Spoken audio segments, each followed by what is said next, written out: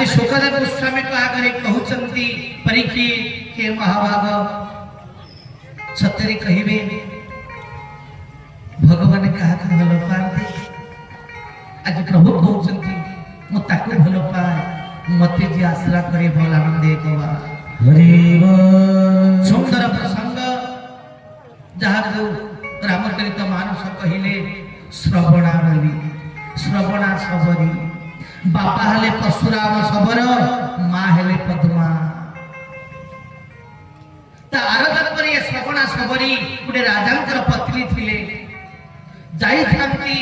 कौन तीर्थास्थन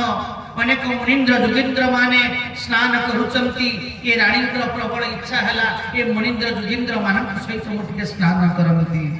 राजा कहे देख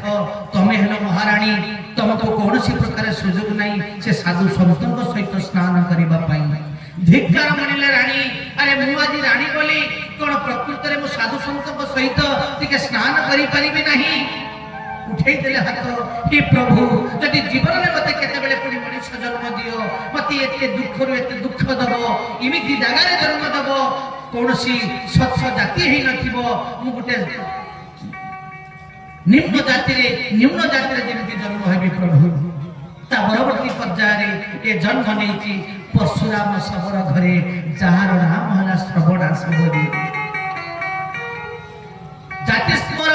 जन्म हला परे मने अछि मु प्रकृत रे कि बयस हे गला 12 वर्ष एक दिन कथा तांकर मां हेले पद्मा ए श्रवणा सबर चुटी गुडा को कुंडी दउचंती हठात पतारी देले श्रवणा सबरी मां एते गुडा पशु गुडा को काहे कि बंदा हेची ना झियो राती पहिले तोर बाहागर तो पिता आनिचंती जो भूरी भोजन व्यवस्था हबो समस्त को पाइए व्यवस्था आज श्रवणा सबरी कहूची माँ आज मोर खुशी पाई एते पशुकर जीवन को आज बलि दिया जीवा माँ बोले तुम जान ना तुम छोट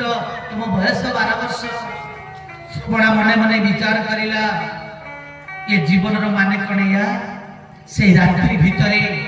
कहा को न जणे से अंधकार भितरे से बण को पळैला श्रवणा बण भितरे जाई रुचि करी अछि जाति रे शबर पाखरे मातंग ऋषिंकर आश्रम गछरे लुचि करी श्रवणा रहुची